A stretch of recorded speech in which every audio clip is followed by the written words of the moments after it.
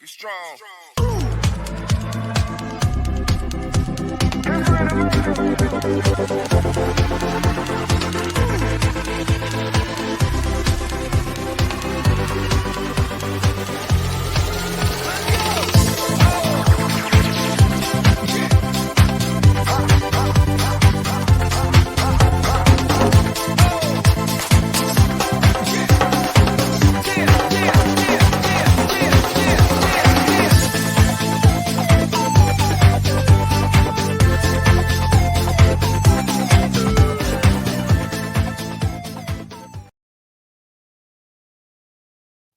Alrighty, well, good morning and a very, very, very happy Tuesday here on the TNC Sports Talk YouTube channel. Thank you guys for tuning in. 2 hours can bring into your way, headed up until 11 o'clock on this fine, beautiful morning.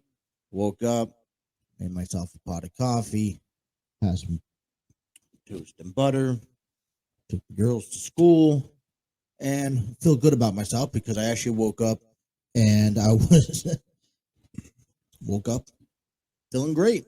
And I said, well, why can't we be great? Because the Padres are about to head into a divisional series with the Los Angeles Dodgers. They made it to the NLDS this year.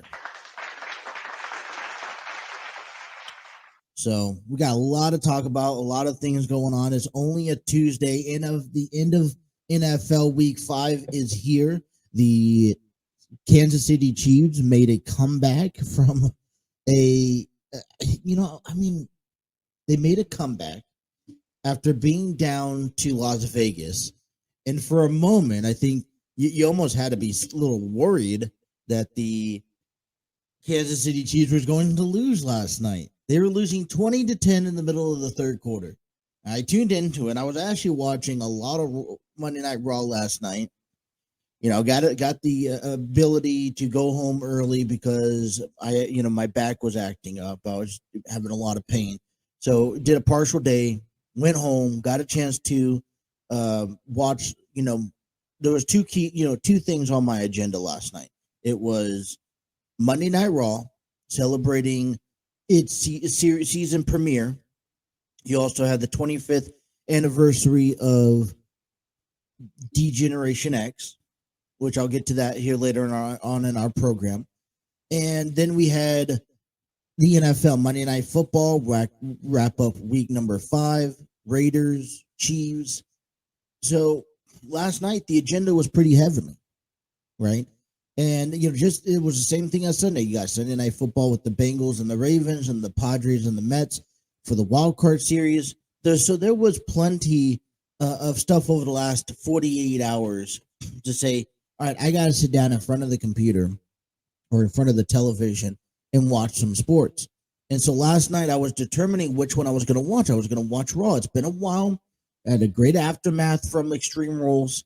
I was very excited to see part of me was excited to see D-Generation X celebrating 25 years.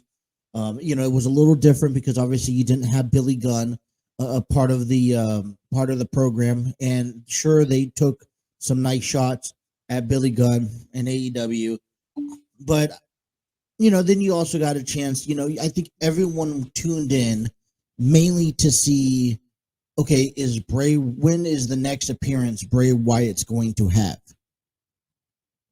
He made his return in a very fashionable statement. It's stuff that I think because you rarely see it now, the stuff that, the manipulative games or presence that a guy like Bray Wyatt brings reminds you of The Undertaker a lot, right? And Kane.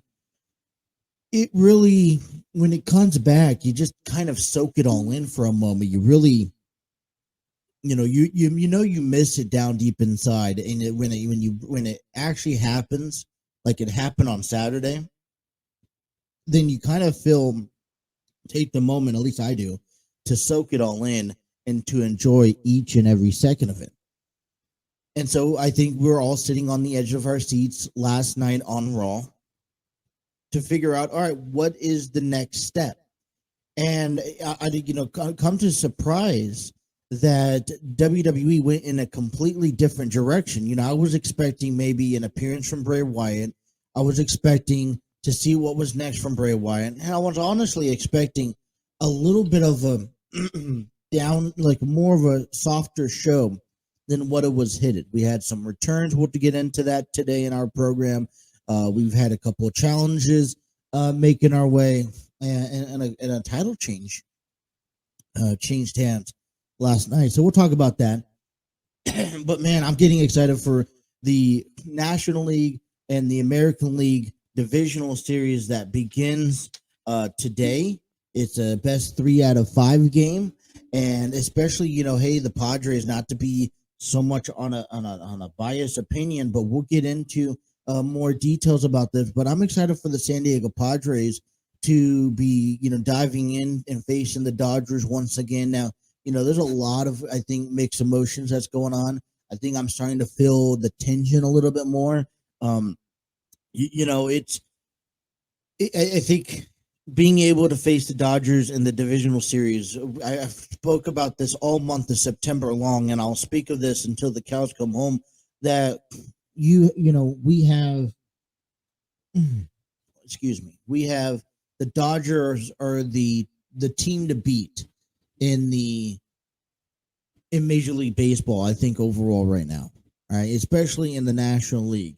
And so if you are any team that are going to go to the World Series, especially from the National League side of standpoint, you're going to have to go overcome the Los Angeles Dodgers. And the Padres, man, I tell you, listen, you got two thoughts coming into this series. One, you're excited because the Padres have made it back to the divisional series. The last time they made it to the divisional series was in 2020, and they got shut out by the Dodgers. Okay, now we're hoping for a different outcome.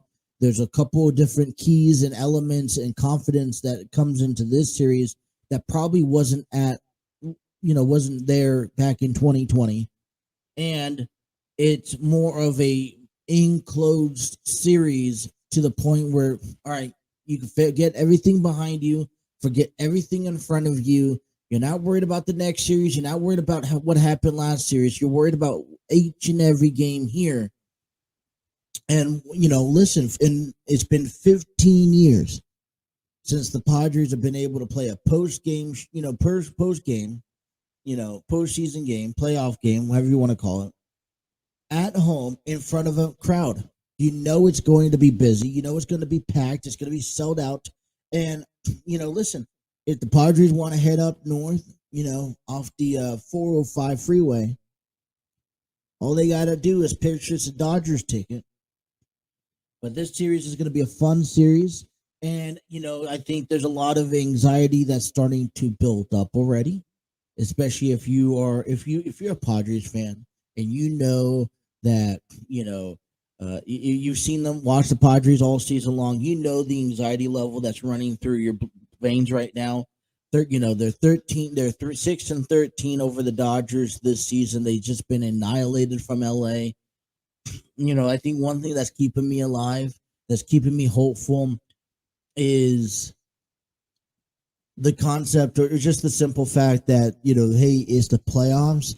And, maybe a series like the Mets where they took 2 out of 3 was a series that they needed to kind of push and elevate themselves. They're going to throw Mike Clevenger out there tonight. You didn't see him in the last series. They're going to go back to Yu Darvish, then Blake Snell, then you got Joe Musgrove. I don't know if you want to throw Sean Manaea out there in Game 5. I'm assuming not.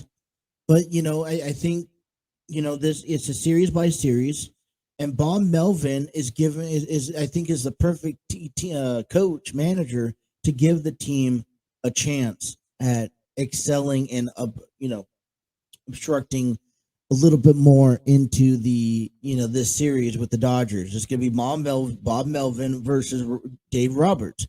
And, I kind of like to think that maybe it's the road team in this series that has the upper advantage. Both Seattle, Cleveland, and the Phillies, they went on a 2-0 against their opponent in the wild card.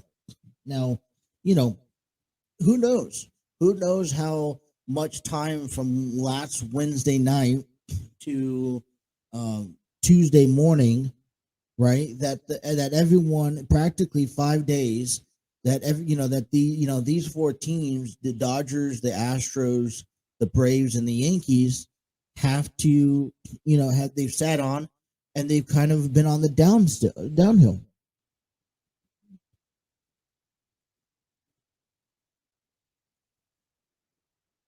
So we'll be looking into that. Whoa. There we go. Sorry, just adjusting my equipment here. Feels a little bit off on a Tuesday, but I haven't touched it in 24 hours. So, playoffs. Listen, ALDS, NLDS is here. Padres, Dodgers will get you down a bit closer into that a little bit later on. We'll get you a look at the divisional series, what's to come. Hey, week 5 of the NFL has come and gone thanks to a comeback from the Kansas City Chiefs last night. Like I said, they were down 20-10, and I flipped through it just to check it out. They were in the middle of the third quarter when they were down, and then as soon as Raw ended, I went back to Monday Night Football. I checked out the game. It was a minute left. Derek Carr, and the Raiders had the ball. They're down by 1 point, you guys, 1 point, and they give it up. Devontae Adams, Devontae Adams, Hunter Renfrow, just kind of stumble over each other in a cross path in the last play of the game. And that cost him the game. Adam was pissed off. Renfrow was frustrated. I think Carr was looking for a penalty at the end of the game. And, hey, listen, I was thinking, hey, the Red Chiefs, we're going to lose. I was about to come out here and say, wow, the Chiefs lost another game on the season to the Raiders this time. And, we're far from that. So we'll get a chance to dive into a little bit of week 5 Monday Night Football. I got 9 teams here that I think, it's time to hit the panic button.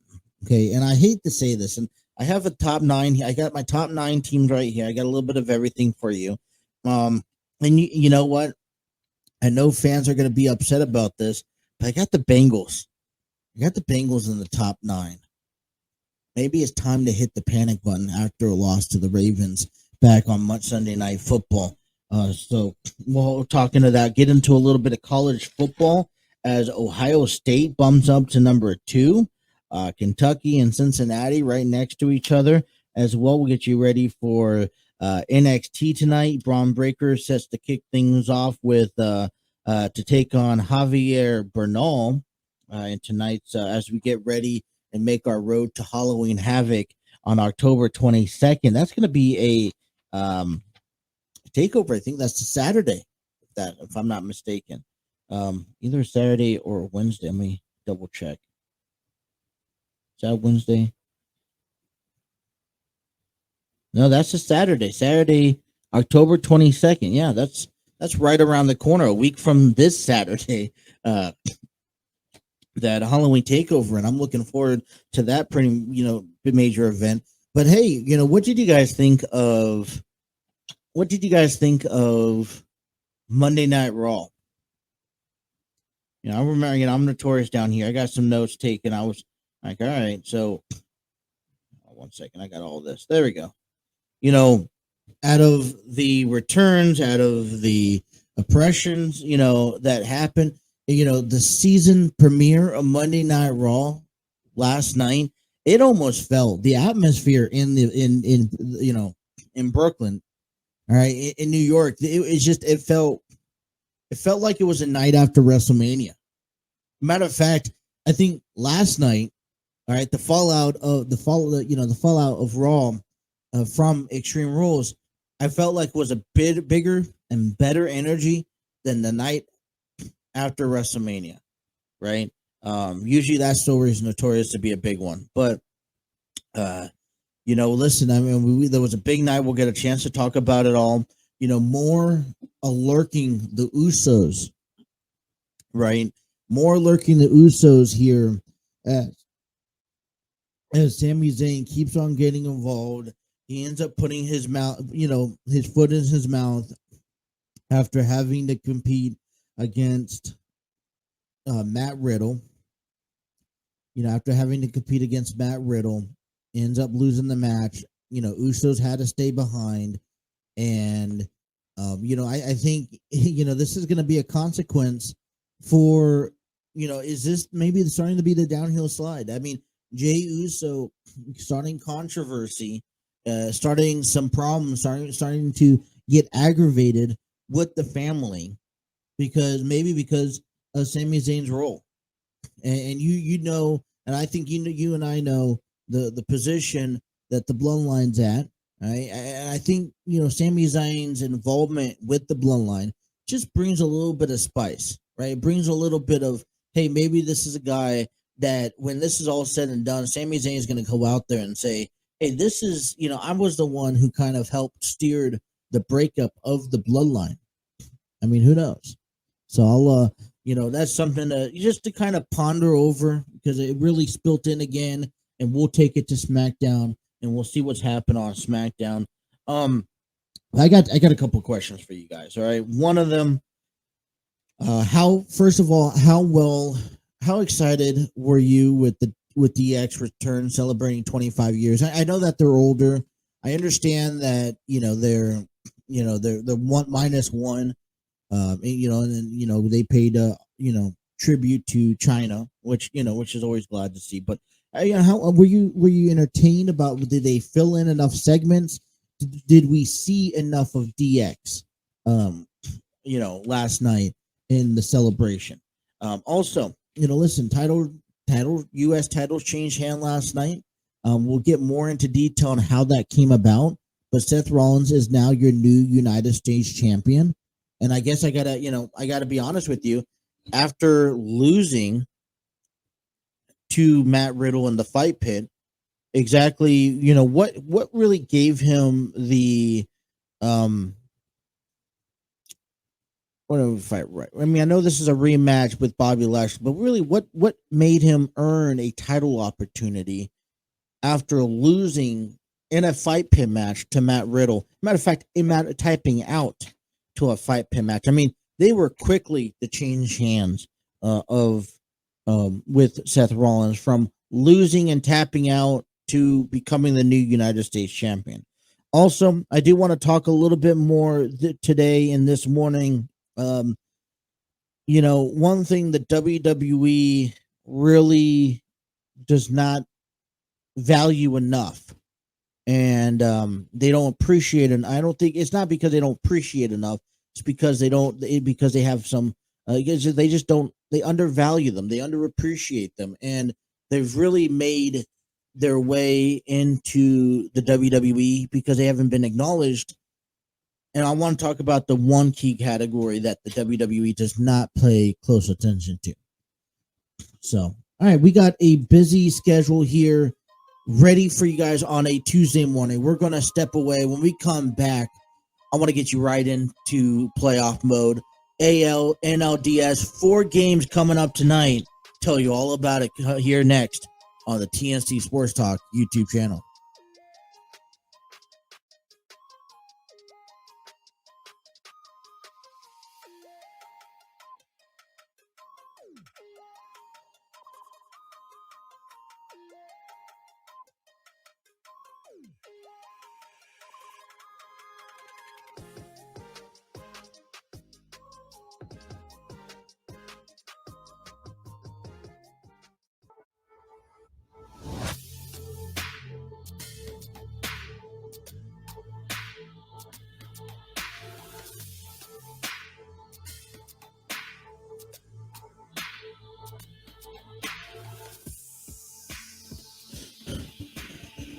$927 here on the TNC Sports Talk YouTube channel. I want to give a big shout out to StreamYard Studios, the proud home of the TNC Sports Talk YouTube channel. for podcasts, YouTube videos, virtual business meetings, and even for interviews purposes, StreamYard.com is the place to go. They got cool little features as adding, sharing screens, adding multiple, people on. You can put up banners, overlays, play your own videos, color change, do live feeds and interact with comments from people who are on Facebook, YouTube, Twitter, stream live on multiple accounts. StreamYard is the place to go. Check out the free version today at StreamYard.com. Alrighty. Hey, it's a Tuesday morning, and we're getting ready for the NLDS series that begins today. And a matter of fact, it actually begins in just a few hours because the Philadelphia Phillies and the Atlanta Braves are getting ready to take on each other. All right, it's going to be in the National League. It's simple. All right, it's the best from the East taking on the best from the West, as the Phillies and Braves and the Padres and Dodgers are going to do, square off to do battle in action. And the winner of those are going to advance to the NLCS and then so forth. And, I told you guys last week that it came down to, there were 6 teams in the East, there were 4 teams in the West, and there were 2 teams in the Central. Well, one out of the 2 teams in the Central survived. That's the Guardians. They're going over to New York today. All right. There are a total of 4 teams, right? 4 teams to begin the NL, to begin the playoffs in the West. And now there's still 4 teams coming at the end of this series. At the end of the week, there's only going to be 2 teams. And coming out of the East, there are now 3 teams. So right now, last week, the story was the East was leading, had that 60% chance of, going, or, that 50% chance of going to the World Series and winning it all. And now, from 6 down to 3, the West are leading it. And so when this is all said and done, coming to the next week, when we hit to the AL, NL, we know 1 East Coast team is going to go. We're hoping, I don't know if we're hoping, but 2 East Coast teams are going to go with the Yankees. They would have to beat the Guardians. So let's get right down into matchup, because we got 4 games and 4 series coming into tonight. All right. And coming up in the first game, I'm just going to go game by game here, and I kind of want to give you an analysis plus for the overall series. Plus, I want to give you their starting pitchers for today's game. All right. So the first step we're going into, the first thing we're taking a look at, are coming up here at 107, game 1 of the 5-game series between the Phillies and the Braves. And this is how it's going to go down, you guys. All right, we have all 4 teams, 2 teams from AL, 2 teams from NL begin today. Right? Tomorrow we have the 2 teams from the National League, or the 2 games from the National League. They're going to be playing tomorrow. And then the 2 teams from the 2 games from the American League will play Wednesday. Friday, Saturday, Sunday will wrap up the National League, NLDS. And then Saturday, Sunday, Monday will wrap up the ALDS. So trying to spread it out so there's a little bit of baseball for everybody. So if they go to, if either the Mariners or Astros or the Guardians and the Yankees will go into game 5, that will conclude on Monday of next week. And then on Tuesday, that's when the NLDS is set to begin. So we're just jumping right from the NLDS straight away into the ALDS. Okay. So what do we have going on here? Game 1, first game of the day, the Phillies, the Braves, 1:07 p.m. And I sure do miss sometimes these ball games in the early afternoons, like the Phillies and the Braves, because you get to listen to them. That's one thing I loved about baseball throughout the year, is that while you're at work and you work at a place that allows you to have headphones on, sometimes listening to a live game than listening to a podcast recording does much better, much better wonders. So I usually try to always listen to the top game that's really the most intriguing or the most entitled to. But game number one, Phillies and Braves coming into this series, and I want to give just a big shout out to Rob Thompson, who officially signed. He took place over Joe Girardi back in the middle of this season, after they went on, they weren't looking so good. They let go Joe Girardi, who then was replaced by the intern manager Rob Thompson.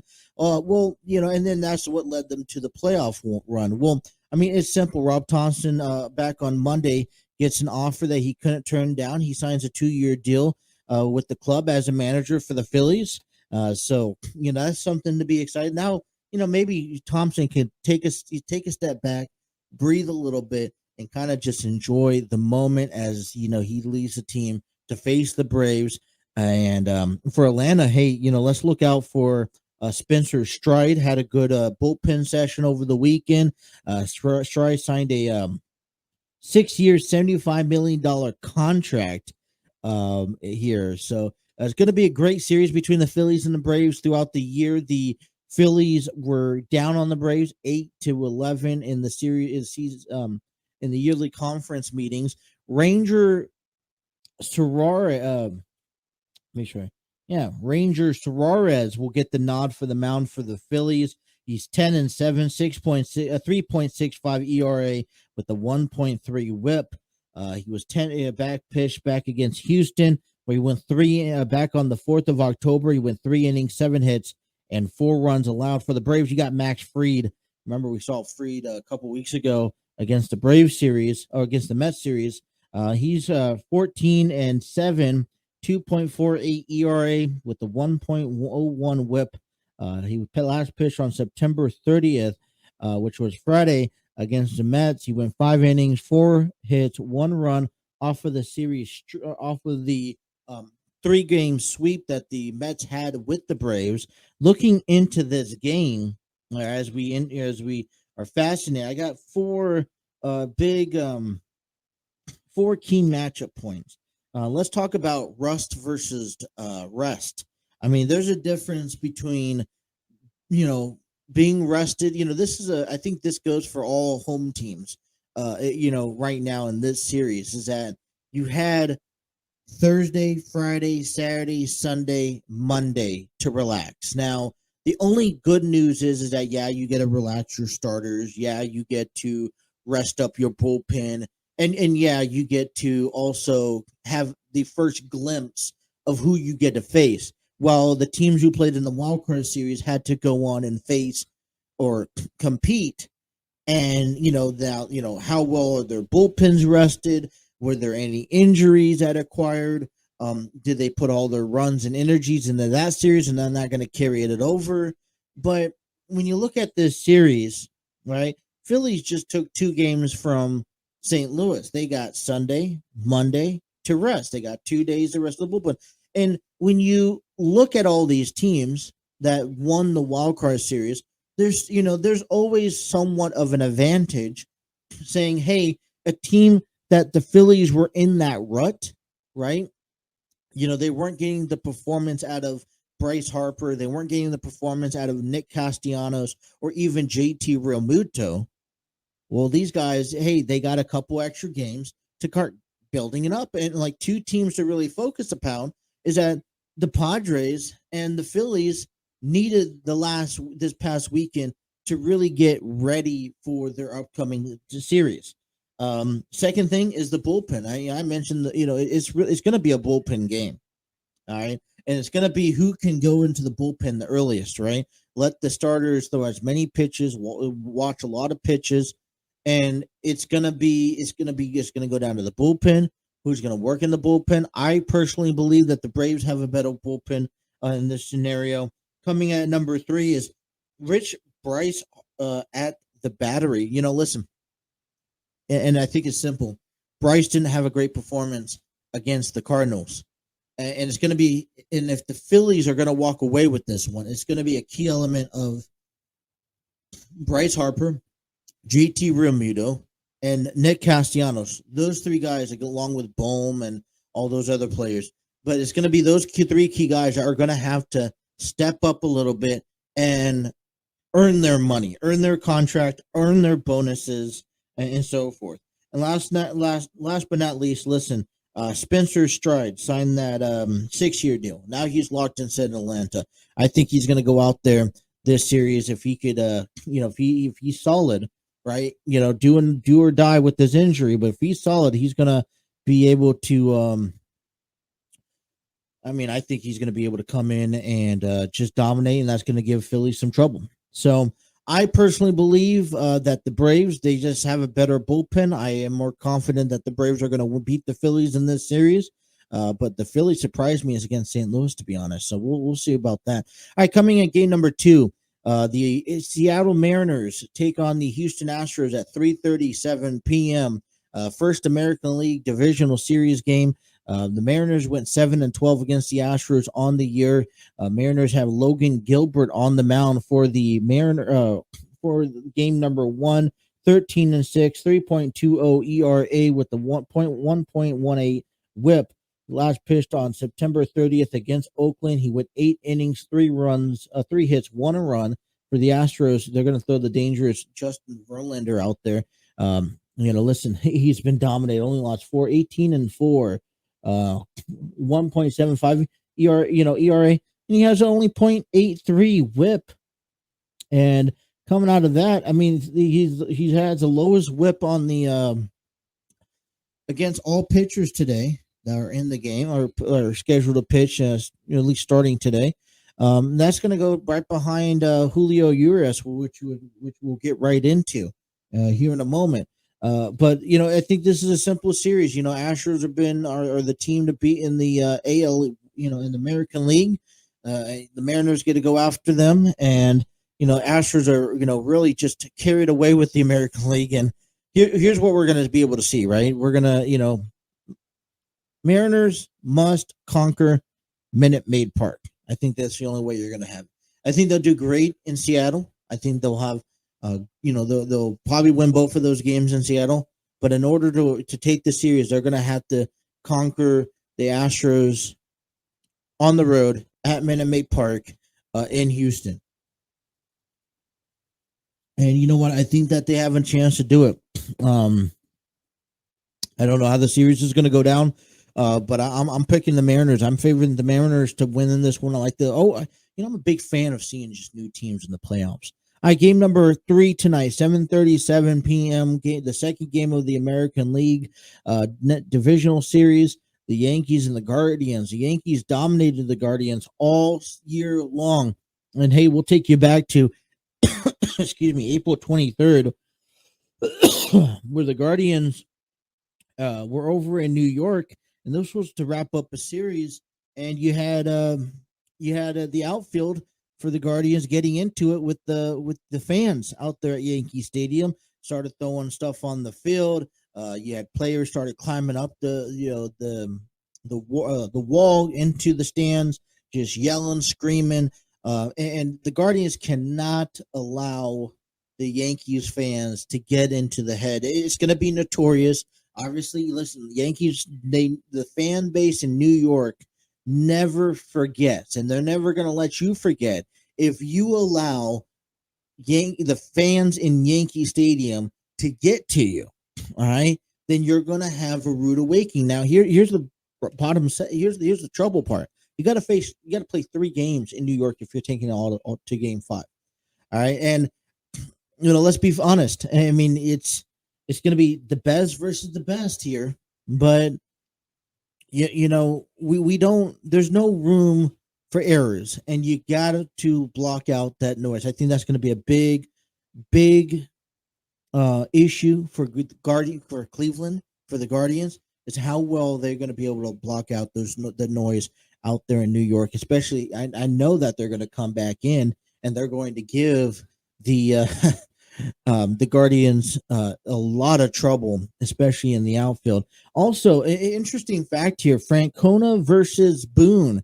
It's a 3-generation, 8 decades later rivalry, dated back to June 15th, 1958, Boston traded Tito Francona and Bill Fisher to Detroit for Ray Boone and Bob Shaw. And I think another key question is for the Yankees is how they're going to pitch Judge. I think it's gonna. I think, and I don't want to sit there and say that Judge is the best player right now in baseball, and maybe he very well is the best player in baseball. But how are the Guardians going to pitch Judge? Are they going to walk him? Are they just going to let him get on base? And so I think it's going to be up to Boone to really put that lineup in favor. If they do pitch around Judge, they're going to have to pitch to someone before or after that is just as dangerous, just like a Juan Carlos Stanton, in that sense. So we'll keep an eye out for that. And also, that came around through my table earlier this morning was this actually was tweeted out by Bob Nightingale. Yankees pitcher Aroldis Chapman said he would attend their mandatory workout if he definitely was going to be on their postseason roster. The Yankees could not give him that assurance. Chapman stayed home in Miami. The Yankees told him to stay there. This is coming from Bob Nightingale. His Yankee career is over. And so, listen, I know Aroldis Chapman, I think that's going to be a big relief coming from for the Cleveland Guardians because, hey, listen, it's Aroldis Chapman is a very, very nasty pitcher to go up and face against. And, Yankees bullpen needs the help. Guardians throw out Cal Quantrill out there, 15-5, having a year to remember in Cleveland, probably best year of his career, as he'll be facing New York Yankees Garrett Cole in this series. So looking forward to that one. And last but not least, last game coming up here, the Padres and Dodgers kicking things off, 9:37, game one. And we had to cut to a break.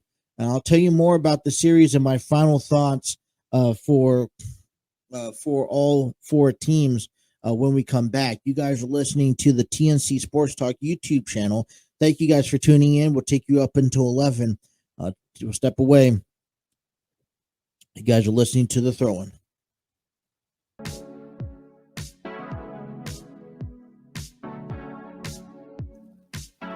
Alrighty, 9:49. Man, I tell you, this hour is flying by really fast. I had this entire show mapped out, laid out, left and right, a lot of information.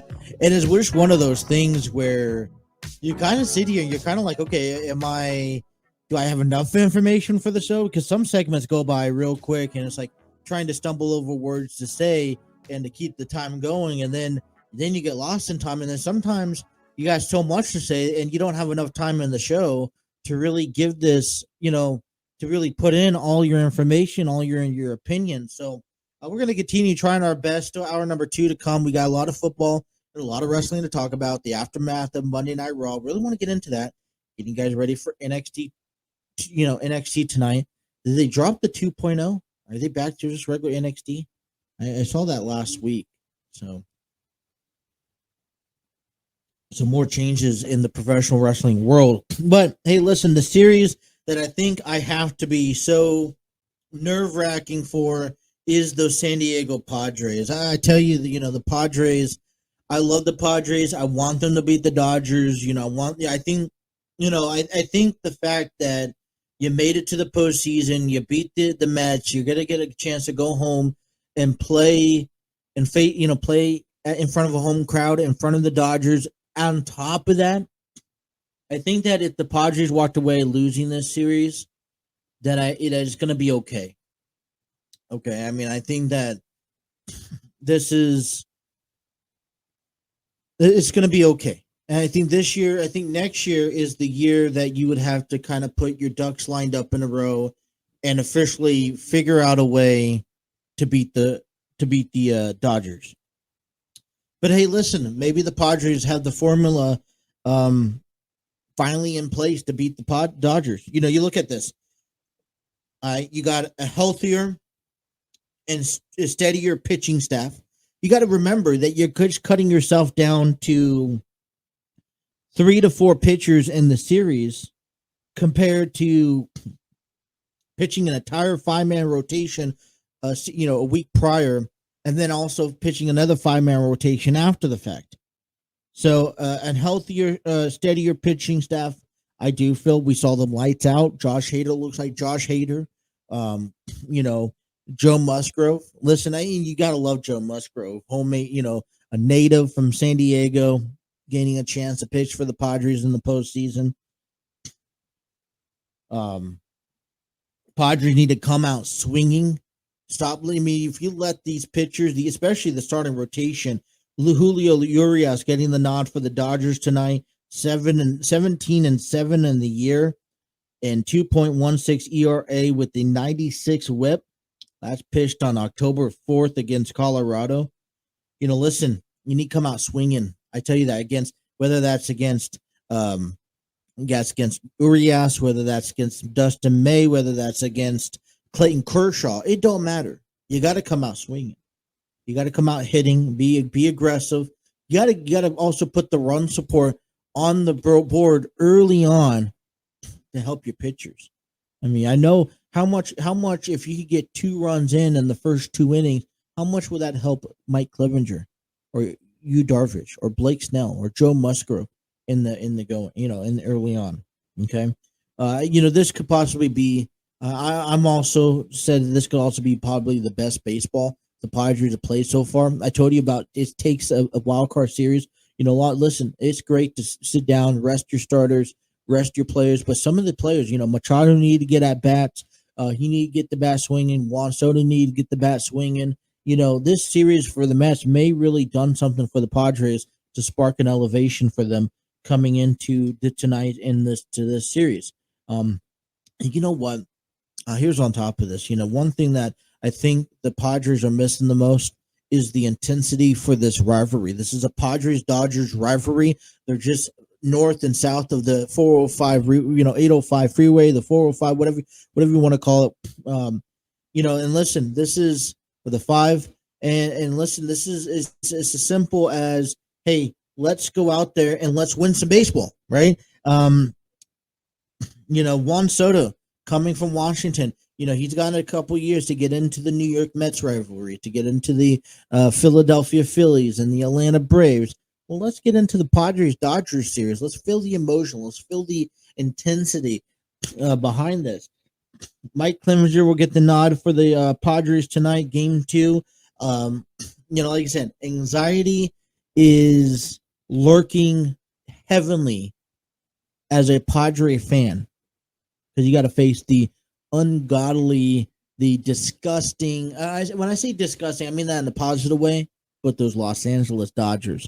But hey, listen, the Mariners. Yeah, I'll put it this way: the 2 wildcard teams from the West, Mariners, Padres, they got to go on and face and beat the 2 best teams in baseball today, with the best records out of the National League and the American League, and the Astros and Dodgers. So, I mean, do these 2 teams have the work cut out for them? Most certainly. But I'll tell you this: if you could the Padres go into this series and beat the Dodgers, if the Mariners go in and beat the Astros, then moving forward, Phillies or Braves. I mean, I think the Padres will have struggle facing the Braves, but they could beat the Phillies. Yankees and Guardians. I know Mariners could beat the Guardians. Maybe, be a run for the money for the Yankees. So, for the Mariners and for the Padres, the winner of these 2, if they could somehow win these 2 series, they really have a good chance walking themselves in the door into the World Series. And I think that's what you want to watch, right? I mean, that's what I want to watch. So I'm going to go ahead and select the Braves for this series, for the Phillies. And I'm going to go out on a limb and say that the Braves are going to beat the Philadelphia Phillies in this series. I feel like starting pitcher is it's just much better.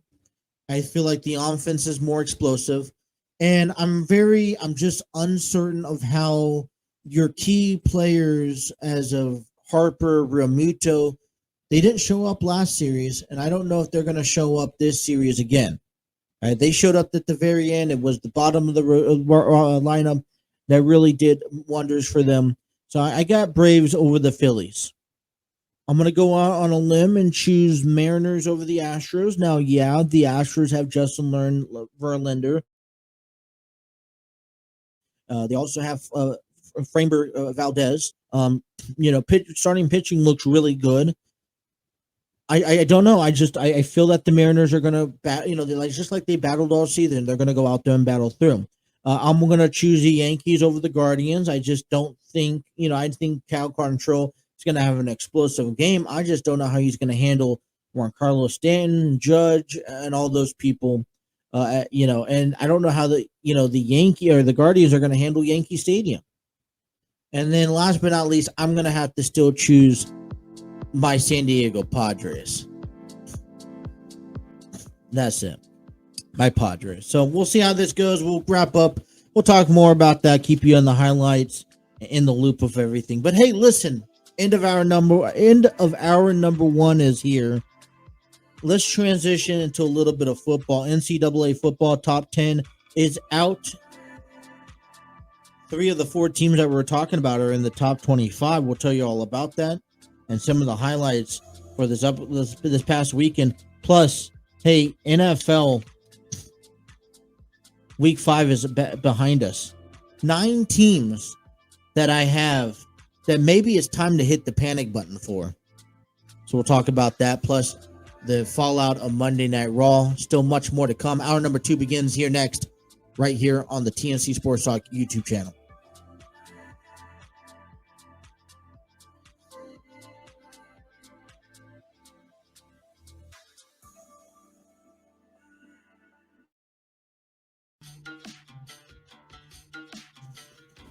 Alrighty, hour number 2 here of the Throne with Justin. Weekdays 9 to 11. At least we try to be. Got a busy day. Try to be on a good positive note. Padres facing the Dodgers. AL-NL divisional series. Looking forward to today, starting off at 107 between the Phillies and the Braves. Before we talk any more sports, hey, listen, if you guys miss any episode, wanted to take us all with you on the road, in the car, at work, wherever you guys are at, be sure to download us, the Throw-In, available on Apple Podcasts, Google Podcasts, Spotify, iHeartRadio, Spreaker, anywhere you get your podcast at, we are on there.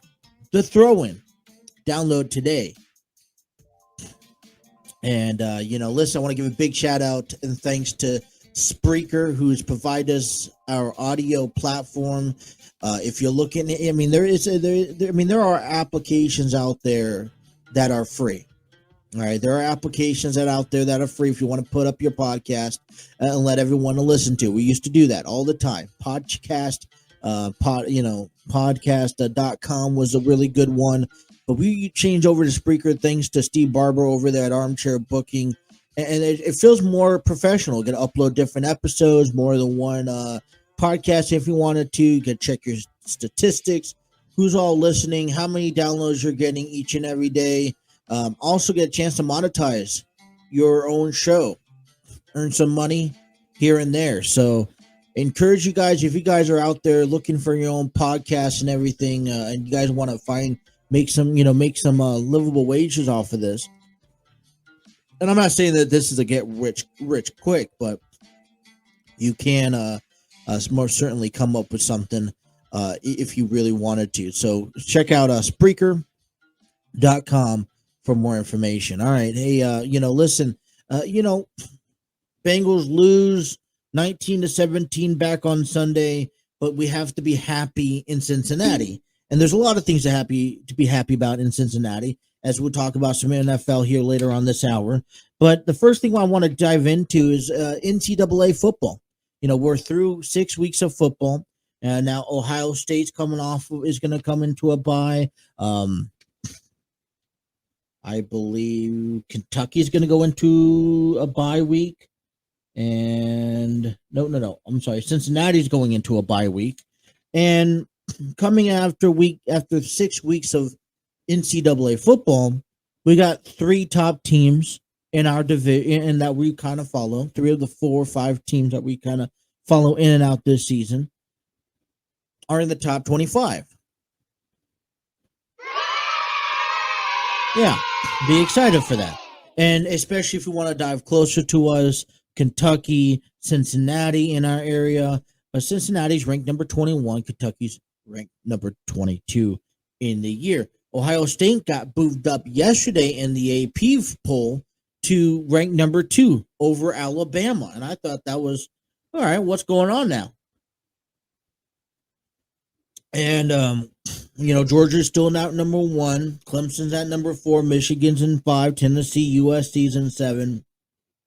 Oklahoma State, Ole Miss, Penn State, and there's your top 10 there. So, I know we right now, I think the teams that we're really looking out for as we kind of make our final stretch, right, last month or two of college football is before we get into the playoffs, right, or the bowl games. Georgia is at number 1 and Alabama is at number 3. Ohio State's sitting at number 2. Does that remain the same throughout the remainder of the season? Ohio State went into Michigan. They were ranked number 3 last week. They went into Michigan State. They clobbered them 49-20. And maybe because Alabama only won by 9 points, right? Not that much. Maybe that's why Alabama is now 3rd in the AP poll, right? Ohio State moved to 6-0. They're first in the Big Ten. C.J. Stroud, 21 for 26 in Saturday's game. 361 yards with 6 throw for 6 touchdowns, 1 interception. Trey Vayon Henderson, 19 carries, 118 yards with a touchdown. Rushing, Ohio State went to 238 yards as receiving, 377 for the victory. C.J. Stroud threw his 24th touchdown of the season. So far, 1,737 yards total completions. As Emeka Eggbrook, I apologize if I butchered that name. He's caught so far 6 touchdowns, adding 1 more yesterday, 655 yards total. They had the bye week. All right, let's take a look into Kentucky as they lost to Carolina. They were up. They dropped down 9 points. They're ranked number 22 now. Kaya Sharon went 15 for 27, 187 yards, 2 touchdowns, 1 interception, 4-2, third in SEC. They'll be playing September 15th against number 16 Mississippi at 7:30 p.m. They got 3 games. Kentucky has 3 games remainder on the season facing against ranked opponents. I believe one of them is against Georgia, and I want to say this about Kentucky, but I want to say this about Cincinnati here, but also as they beat South Florida 28-24. They're 5-1, first in the AAC. Ben Bryant 15-21, 178 yards, 2 touchdowns, 2 interceptions. Charles McClelland, 21 carries, 179 yards, 2 touchdowns. The Bearcats went to 221 yards rushing and 193 yards passing in their victory. It was a close victory. So as we sit today, Cincinnati's ranked 21. Kentucky is ranked 22. And I just mentioned that, Cincinnati, let's start off with Cincinnati. It looks as if the Bearcats are going to have, I wouldn't say an easy schedule for the remainder of the year. But they're going into a bye. They get a chance to rest a lot of their players. And there shouldn't be a reason why they couldn't win the rest of their season. There just shouldn't be a reason why the Bearcats can't win out. And if they do win out, I kind of will probably immediately say that the Bearcats have a better probable position to be maybe in the top 15 of the AP poll by the end of the year, which just betters them, right? This is a team who surprised a lot of people in the top 4, went to the CFP last year, and, kind of struggled to get back in the top 25 this year. Went down early on in the season, losing the first game, hasn't lost since, and they're still kind of climbing their way up slowly, right? One loss, especially if you're not Georgia, you're not Alabama, one loss is easily for you to go down, right? Kentucky, on the other hand, right? Let's take a look at the Wildcats. They have 3. I believe they face Tennessee next week, which they're number 6, and then they face Georgia. That's 3 out of the 6 games left on the season. They have 3 more games that are within rankings, and they're pretty high rankings. Now they lost to South Carolina last week. They fall short to Ole Miss the week prior to that, I believe. Don't have let me see that. I want to confirm or deny. Yeah, they lost against number 14. So they're slowly starting to fall short in the AP. 7 to 13, now to 22. And now you come down into maybe let's face reality. You can't afford to lose any more games. You're 4-2. You're 3rd in the SEC this year. You're going to go in and face number 16 Ole Miss this Saturday, nighttime game at home. And I'm not going to say that you're going to jump back up to number 17, 16, 15 if you pick up this victory, but the margin for error for Kentucky not being in the top 25, it's easy. We just mentioned this with Cincinnati. They lose one game early on. It's easy for them to fall off. They fell off of the top 25, and then they had to climb their way back into it. The same can be said for Kentucky. And I'm going to use all of this. And I know right now, you still have a few years left before the playoff expansion. But I want to use all of this. Bearcats are a good football team. The Wildcats are, a good football team. And they want to be considered in the top elite, right? They want to be put into with better games. They want to be put into a better conference. And by doing so, you have to win these crucial ball games. So this week, keep in mind for Kentucky, as they're the only team that we're looking into playing as they get ready to play Mississippi State, is that there's no room for error for the remainder of the season. They have to win. They have to win these big games. I mean, maybe you can lose to a Georgia at the end of the season, but you can't drop against number 6 Tennessee. You can't drop against number 16 Mississippi over the next 2 weeks if you want to remain inside the top 25. I mean, otherwise, I think I'm very confident of how the Wildcats will finish off the season pretty strong. All right. Enough said. Thursday night football. The Raiders almost beat the Chiefs last night. Chiefs came back 130-29. And I'm a little bit of I want to say disgusted, but this is I think those are just a typical error from the Ravens, from the Raiders. Just especially, I think there was a lot of panic. I think that they obviously they did not expect to be up by 10 and down by 1 within a minute left, and I think there was some poor play decisions that were made. Derek Carr. In a 2-minute conversion, he tried to stay calm, just get the players up the field, and it never went his way. And it could have been simply changed if Devontae Adams and Hunter Renfrow did not collide with each other in the last play. Derek Carr was looking for a flag, but if you're Las Vegas, if you're the Raiders you'd be pissed. You'd be irritated. And I surely know why. Um, they moved down to 1-4. Now maybe they're a team to hit the panic button, but obviously they're not the team to be in the top 10. So, all right. I coming up after a break, I got week 5's is it time to hit the panic button? And unfortunately, I got the Bengals on this list, and I'll explain more. You guys are listening to the throw-in on the TNC Sports Talk YouTube channel, taking you guys up to 11. We'll be right back.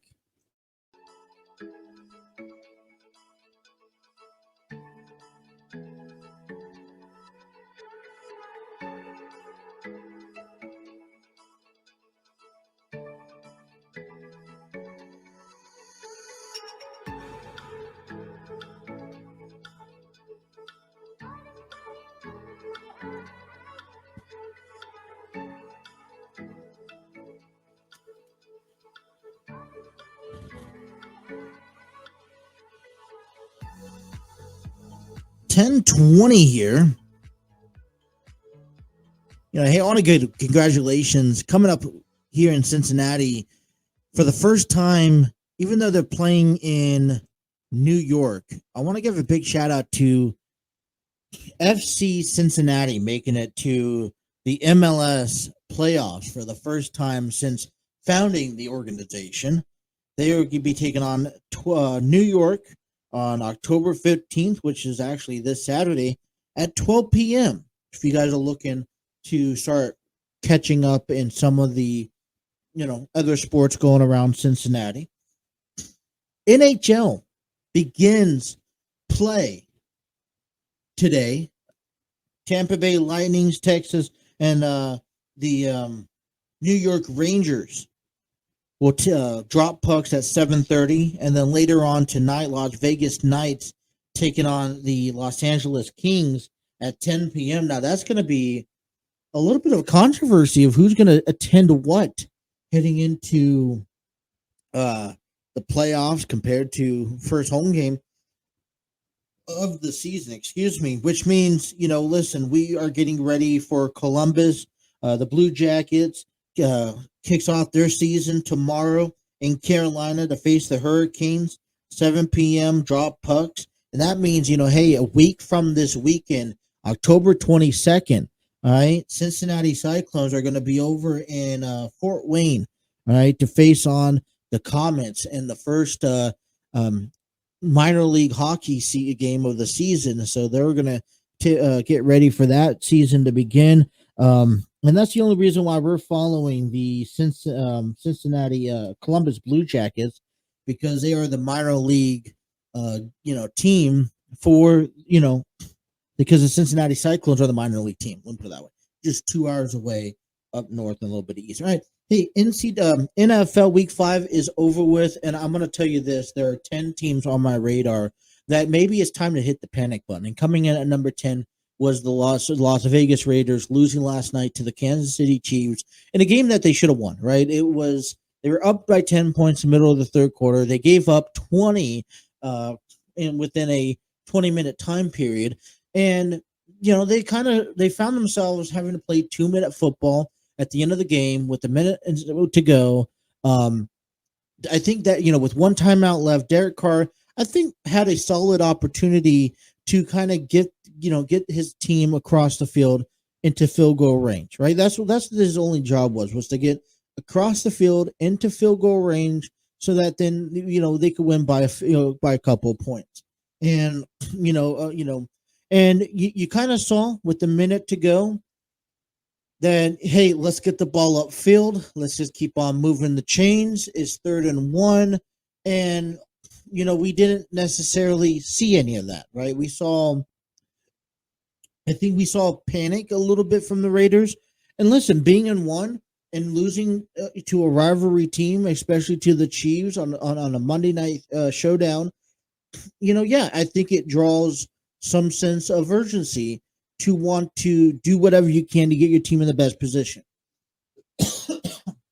You would think with how Hunter Renfrow was playing, with how Davante Adams were playing last night, you thought that the Raiders had a really solid chance at winning last night's game against the Chiefs. And I think at the end, they slipped up and it was a trouble. So coming at number 10 is the Las Vegas Raiders.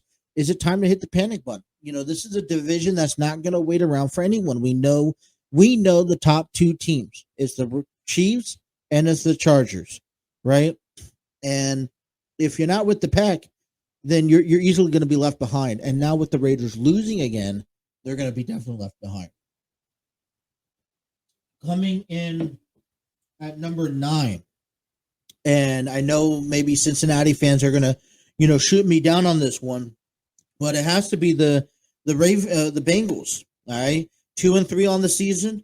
Lost Sunday against the Ravens, 19-17. And I think the key element is that I know we had trouble.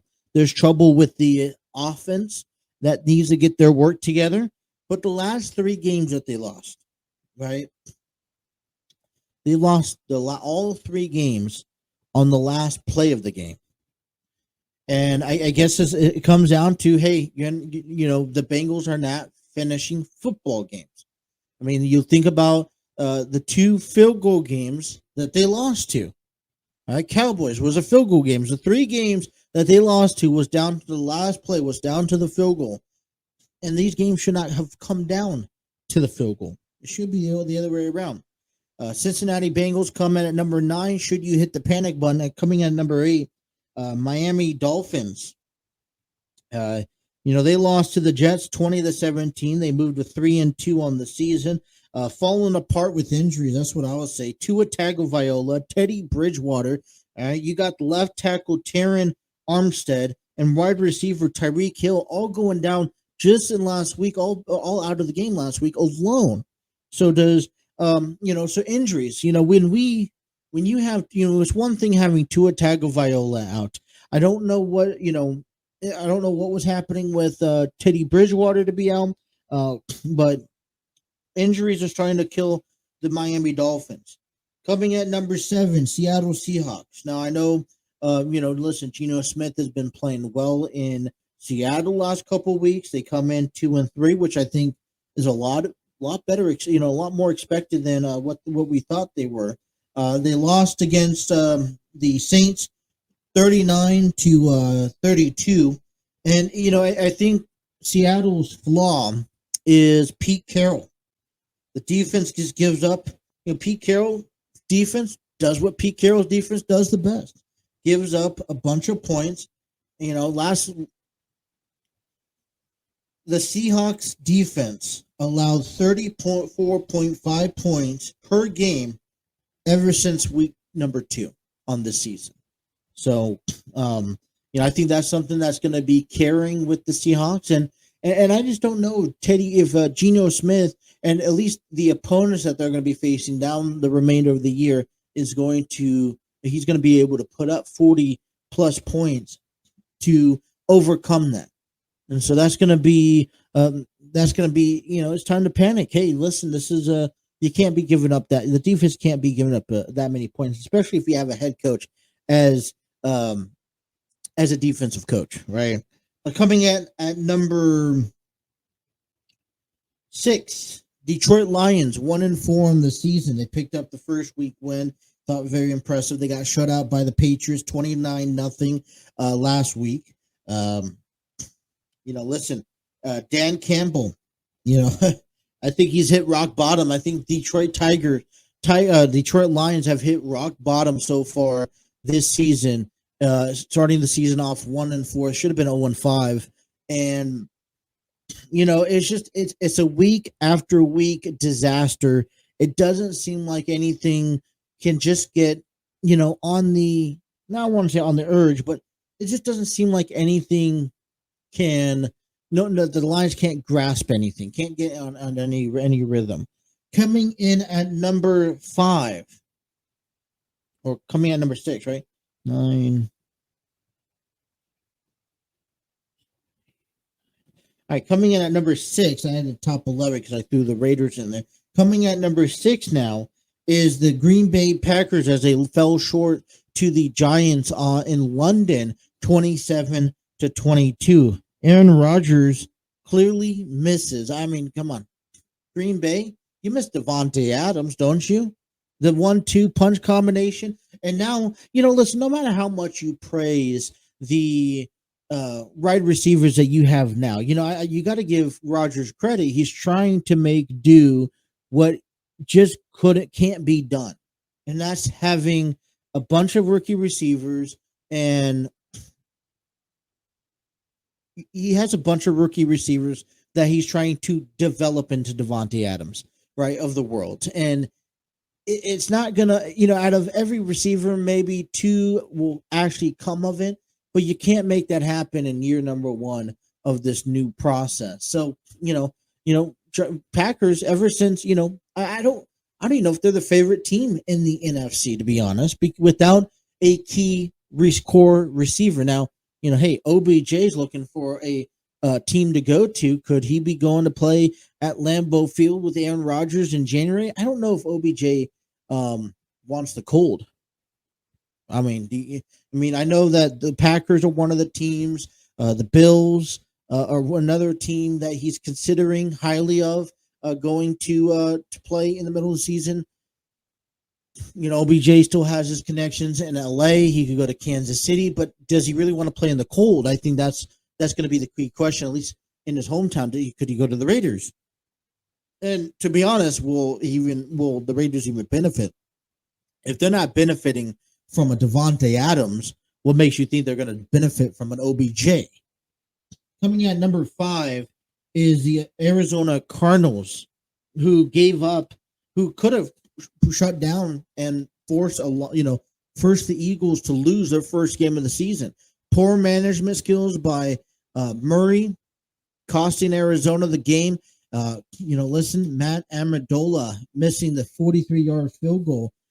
It's fundamental football, right? I mean, this is you finally go on and you finally pay this man, and this is what he has to offer to you. So, good luck with that. Coming in at number 4 is Washington Commanders. I don't think that's really too much to argue with. They lose against Tennessee 21-17. They're 1-4 on the season. Coming in at number 3 is the Los Angeles Rams, and I think this is really a time to hit the panic moment. The 2 Super Bowl teams last year are now in both 2-3. I think that there's a little bit more flexibility for the Bengals when it comes down to hitting the panic button. They don't need to. What they have to deal with is not the same thing that the Rams have to deal with. All right, Rams. I mean, they're 29th in points. They're 26 in total offense. They're 5th. Okay, the 5th fewest points by a reigning Super Bowl champ in the first 5 games of their title defense.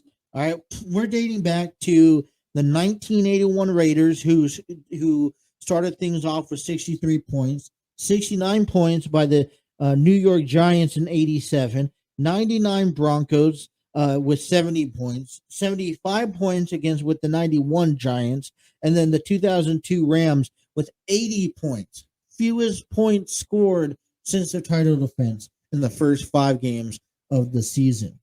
They have a lot of work, especially after letting Cooper Rush come into LA at home. I think it's one thing if you allow Cooper Rush to dominate if you're in Dallas. All right, and Dallas is going to have a fun game because they get to face the Eagles, and I really believe that this is going to be the first true test for Cooper Rush facing Jalen Hurts and the Eagles here coming up Thursday Night Football. But Rams have a lot to answer to real quickly. Coming at number 2, Denver Broncos. Russell Wilson undergoes surgery on his throwing shoulder. But, listen, it's not just about Russell Wilson. Obviously he's not the same player that we've seen the last, 10 years in Seattle. He isn't, and he's going to have to start accepting that. And if he's going to want to stay in the NFL, he's going to have to accept it. Not only he's going to have to accept it, he's going to have to be able to adjust to it. Okay. And let's be honest, Nathaniel Hackett. Okay. He's an offensive coach, and you have an offensive coach trying to coach an offensive player. You have 2 different people making decisions about what to do during a football game. What was so great about Pete Carroll, what was so great about Russell Wilson combination was that Pete Carroll knew that, hey, Wilson, you go out there, you just execute and you do your job. I'm going to put my defense out there, and they're going to do their job, and they're going to stop the plays. So I'm going to be able to counter whatever you put out on the field. And one of the problems in Denver with Nathaniel Hackett is that you have an offensive coach that thinks he can run his offense the way he wants it under Russell Wilson, who is also trying to have his foot in the door in a say or a vocal, opinion about what he wants done to the team and what plays he wants. And so now you have both of these people trying to give each other space while also cross mingling with each other. Wilson's getting banged up. Now he has to go under surgery. Who knows how long he's going to be out for maybe a week or two. Obviously not the same Wilson that we've seen. I don't think he's comfortable in Denver. They dropped down to 2-3 on the season with the loss against the Colts, 12-9 last Thursday night. And then that last but not least, coming in at number 1 here, Carolina Panthers. They lose to the 49ers 37-15 by more than 20 points. Carolina part ways with Matt Rule. Okay, Matt Rule was 11-27 with Carolina. Steve Wilkes will be the new interim manager. And I'm going to be honest with you, I don't think it has to do with Matt Rule. Now, I go wish Matt Rule the best of luck. He goes on and does whatever he needs to do in endeavors. He'll go on to be maybe a college football coach, maybe be a defensive coordinator, whatever the case may be. But he's not going to be he's not a head coach, at least not with trying to develop a Baker Mayfield who has really shot the team. I think the problems is more internal. Are you going to put, is it time to put Sam Darnold over Baker Mayfield? Or here, better yet, who was it? I just saw it this morning. Josh Rosen, the former UCLA quarterback. He just got released from the practice squad. I don't know about what team, but maybe throw Josh Rosen out there. Pick him up, give him a shot at it. So that is my top 10, top 11. Is it time to hit the panic mode? I think it is for some of these players. And we have a rude awakening. All right. Hey, we are finally at the end of the show. We get to talk about some wrestling. A lot of talk about from Monday Night Raw. But, there was one category, in my opinion, that I took away that WWE does not give enough appreciation to, and I'll explain that here next, wrapping up a Tuesday here on the TNC Sports Talk YouTube channel.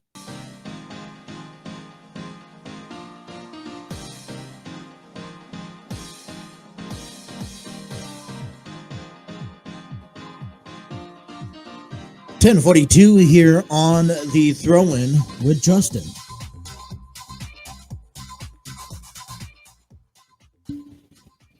Want to give a big shout out to Epidemic Sound, providing us the music that you listen to right here on the throw-in TNC Sports Talk YouTube channel. Discover your world-class artists, composers, and bands. Find the perfect soundtrack and give your social media accounts the music they deserve. Epidemic Sound is a royalty-free music link. For more information, check out epidemicsound.com.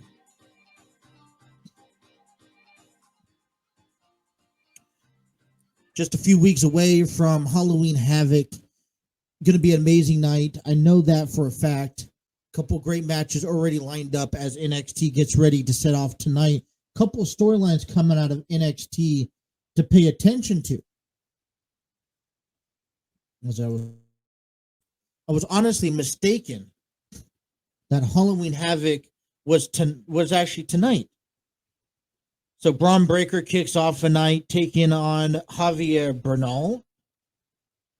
Alba Fury sets sights on JC Jane in Toxic Attraction's Path of Destruction.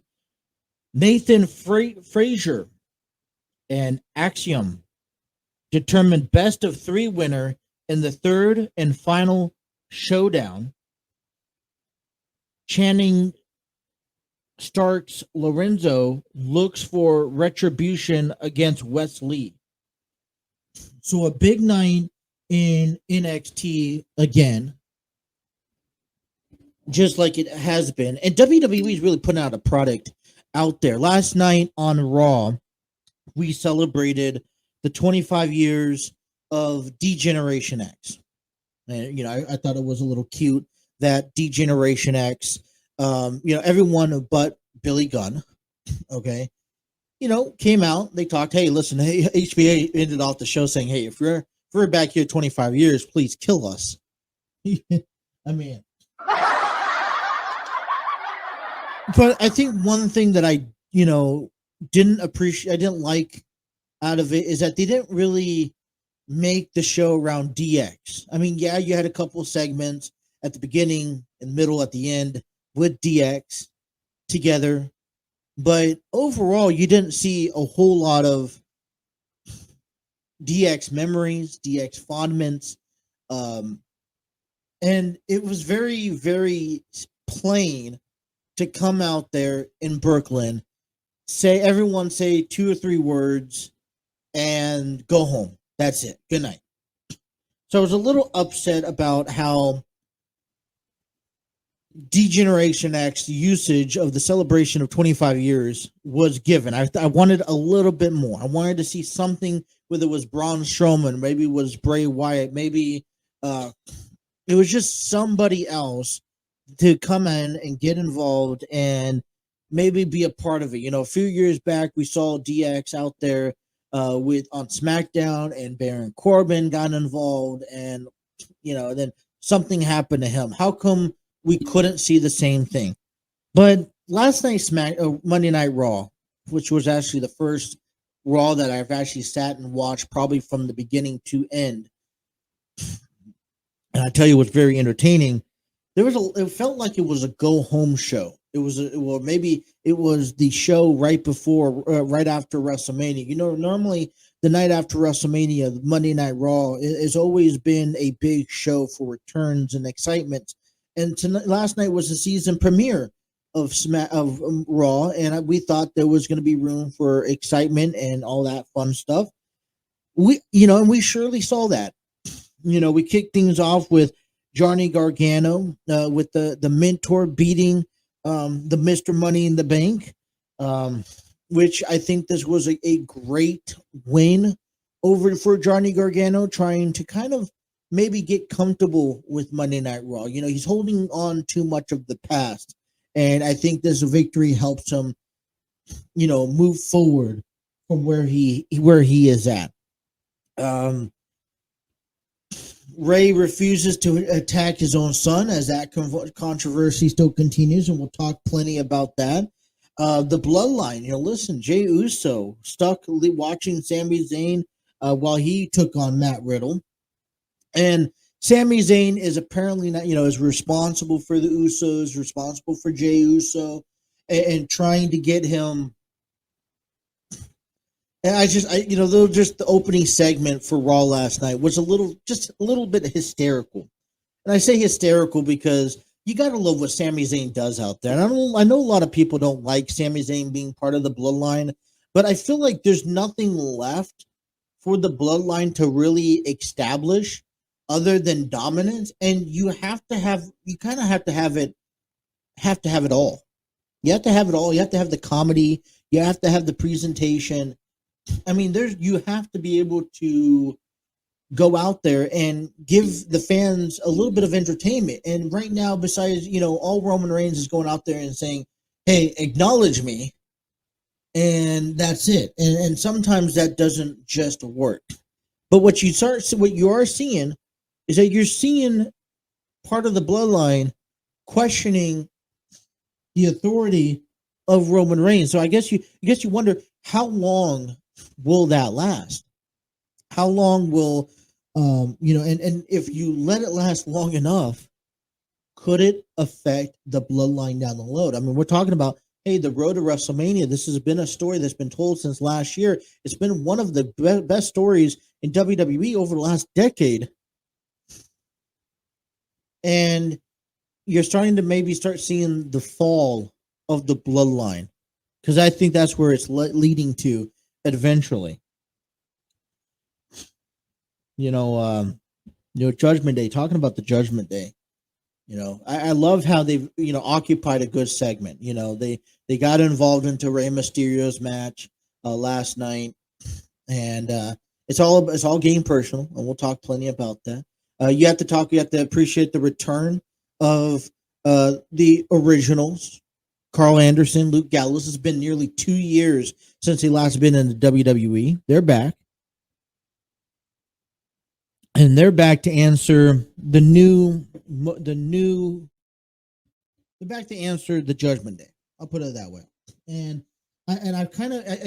we're excited. I don't think what excited me the most was not the fact that Carl Anderson and Luke Gallows returned, but it was the fact that, I think for me, was the fact that there was new people stepping up to face the Judgment Day, because for the past, I want to say 2.5 months, it's been around Edge, Rey Mysterio, AJ Styles recently got into it, and to bring in some fresh people, that could really level and really push Judgment Day, Finn Balor, Damian Priest, and even Dominic Mysterio to that next level. I think that's what it is expected to see. I will, like I said, War Games is coming up right around the corner. I will love to see Judgment Day and, the Bullet Club, right? Or, Carl Anderson, the originals with AJ Styles, to be in that cage. Those are a few people. And over the last 3 months, Triple H has been giving everyone what they want. Brock Lesnar comes out, costing, hits a couple F5s on Bobby Lashley, costing him the United States Championship. And I think, it's not, listen, okay, so Bobby Lashley, Brock Lesnar, maybe at Crown Jewel, that's what we're looking for. Okay, I can settle for that. I'll be happy with that. But is that what we're really, I think the bigger story is WWE's kind of gone back, maybe took a step or two back. Because after Seth Rollins loses at Extreme Rules against Matt Riddle, not only he doesn't only lose, he taps out. He has to go. He gets a title opportunity. He gets a title rematch that he never won. And so, how come Matt Riddle is not part of that? How come Matt Riddle is not a champion or not getting that title opportunity? He won the match. Those are questions to ask of Raw here. So we'll kind of break a little bit more into that coming up later on this week. AEW is getting ready to, first of all, ever get into Canada. There's a couple matches that I'm starting to learn about, so we'll be talking plenty about that tomorrow, because going international is a big deal for wrestling companies and wrestling, fractions. One category, though, I do want to finish off with this one category that the WWE doesn't really ever appreciate or show much attention to. That really, for me, over the last couple of years, it's probably been overlooked. But the notion of factions in WWE, and I've heard about Kevin, the new announced person on Raw last night. He acclaimed, that the DX, is a big faction. Well, the WWE doesn't necessarily acknowledge or really highlight fractions, at least when you compare it to a company like AEW, who even has a faction, trio championship. But fractions have really made the WWE over the last couple of years. I was thinking about this yesterday, and this is why I really wanted to talk about this. Is when we take a look at fractions, successful fractions, the Bloodline, Judgment Day, Undisputed Era. I don't know how much credit WWE could take because of that, but you also got the New Day. You got Imperium, the Brawling Brutes, the originals with AJ Styles. I mean, there's so many factions that's been developed. Toxic Attraction, Damage Control with Bailey, that it doesn't get recognized enough in WWE. And a prime example was this past Saturday where Imperium and in the Brawling Brutes really, really went at it. And, it took me a while to get used to, or not get used to, but to get settled in with the Brawling Brutes because, you know, I felt like, just like every team, it takes a while for one to get used to or to get acclimated with each other. And that's what I felt happened, right? It took me a while. Plus, they were facing the New Day over and over and over again. And my issue with facing the same group of men for 3-4 months straight without any mix up. And I get it. They didn't have a roster at the time to really step it up. But when Imperium stepped in, listen, these are two completely different teams. All right. The Brawling Brutes is a team that, kind of got put together by hand over an 8-month span and had to really just go their way and face whoever. While Imperium, they came up, they dominated from NXT UK to NXT. They brought that over to SmackDown. Gunther won the Intercontinental Championship. And now, but the one thing that both of these teams have in common is the fact that they both love to physically fight, and they both love a good brawl. And we saw a really good brawl back at Extreme Rules between these two men. And, I really thought that, hey, Imperium was going to come in. Imperium was going to dominate, right? Just like, like they've been doing the last several weeks, ever since they got brought up. And we actually saw a table twist, right? We saw, the tables turn. They twisted. They ended up, and the Brawling Brutes walked away with the victory in this 6-man Donnybrook match. And I can't tell you how much that this elevates the Brawling Brutes to that next level because, Gunther and Imperium was already at that next level, right? And even if you didn't watch and you're living underneath the rock, you didn't watch NXT or NXT UK, you've always heard about Imperium, just how dominant they were. Well, I wouldn't say in the last couple of weeks we've been having be forced to take the Brawling Brutes a little bit more seriously. And I think what elevates the most with this is that, hey, let's not ignore how much of a run this is doing for Sheamus. Now, yeah, I think at the end of the day, I would like, whether he's a heel, whether he's a face, Sheamus to win that IT title, become a Grand Slam champion. I think that he's the next person that deserves it. But, I don't know if Triple H is going to eventually bring in a trio championship. I don't know if that's necessary, but the WWE doesn't necessarily highlight these factions anymore.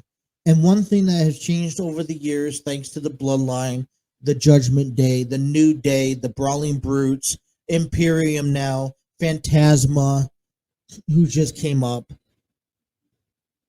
I mean, we're starting to have some teams, which is nice because when the Bloodline is separated, because eventually that's where we're headed to, when the Bloodline is separated, when the Bloodline is moving on in their storyline and they start to separate from each other and go back to where it is, where they were, or whatever's next for their career, we need some people to take their spots. And is that going to be the Judgment Day? Is that going to be Imperium? Is that going to be the Brawling Brutes? But next time you watch Raw or SmackDown, pay attention to the fractions. I mean, because AEW sits there and they acknowledge the fractions all the time, right? Every show has to do with the Blackpool Combat Club or the House of Dark or the Jericho Appreciation Society, but we never see much with WWE. And sometimes when it comes down to WWE, they kind of bypasses us, and it just goes straight through us because last night on Raw, I heard plenty of it, but that's because I was actually paying attention to it. Great episode of Raw last night. Looking for a follow-up on NXT tonight. NFL Week 5 is officially behind us. We can look forward to Week 6. The NLAL Divisional Series begins tonight, so there's a lot to look forward to. We want to thank you for everyone who has tuned in to us on YouTube, Facebook, and Twitter. Appreciate you guys listening to us. Be sure to download us and listen to us on any audio streaming platforms. And we will be back again tomorrow morning. My name is Justin. You guys are listening to The Throw-In. Thank you guys for tuning in to the TNC Sports Talk YouTube channel. Until tomorrow, you guys have yourself a wonderful rest of your day. Take care.